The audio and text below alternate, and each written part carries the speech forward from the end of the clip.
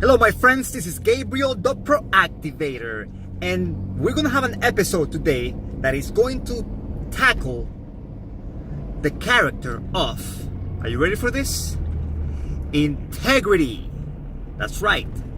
We're gonna talk about integrity. Stay tuned.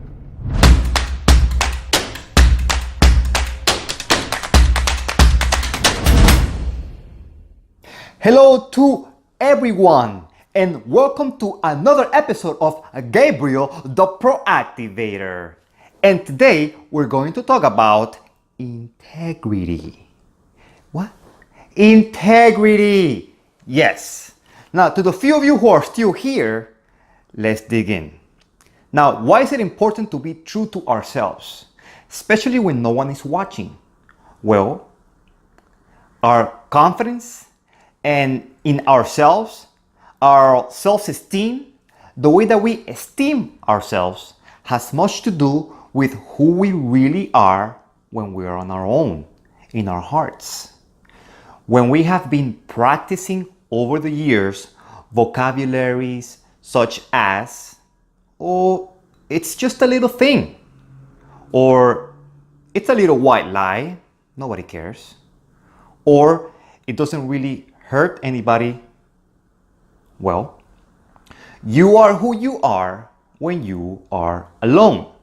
Proverbs 27:19 says, as water reflects a face, so a man's heart reflects the man. We are self-deceiving when we think that those little things don't matter. The problem with this kind of thinking and this type of reasoning is that it does affect us. Luke 16:10 tells us, whoever can be trusted with very little can also be trusted with much. And whoever is dishonest with very little will also be dishonest with much.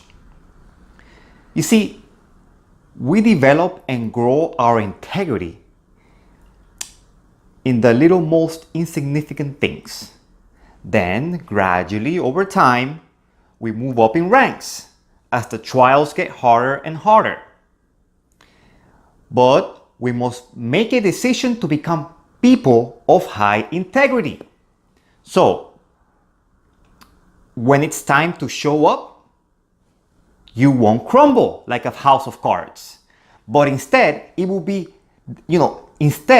it will be another level of building blocks, solid, like a solid tower of strong blocks that you are building. There's no small disobedience or dishonesty with our God. There is no gray area. We must be radical about our integrity. If we are not, it will catch up to us. We will crumble before life, time and time again. The world, coupled with our own flesh and human desires, are radically and tirelessly tugging at us to make us fall. We must fight this with the same level of intensity. We must be intentional about this character quality. We must purposely set ourselves high level of integrity so we can grow and avoid becoming stagnant and be accustomed to a low standard of integrity, and only show a high level when we know that we are being watched and that we are surrounded by others. Now, how do we start? And how do we put this into practice? Well, great question.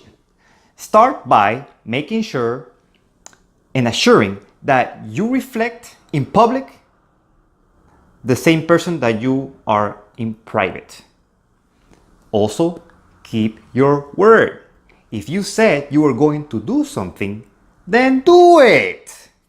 If you said, I'm not doing that, or I will not participate in that, whatever it is, conversation, then don't do it. If you are not sure about a situation because you don't have all the details, do not put yourself in a suspect situation. Okay?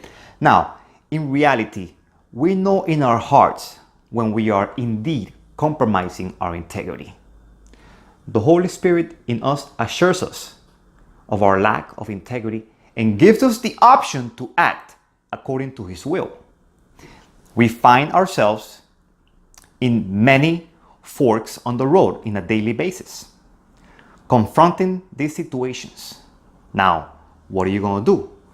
Will you take the red pill or will you take the blue pill?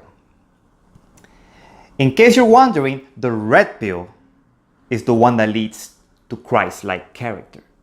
It's the one that leads to the truth. Now, in Matthew 12:37, Jesus himself tells us, "For your words will be acquitted, and by your words you will be condemned." Personal and spiritual change starts with, are you ready? Truth.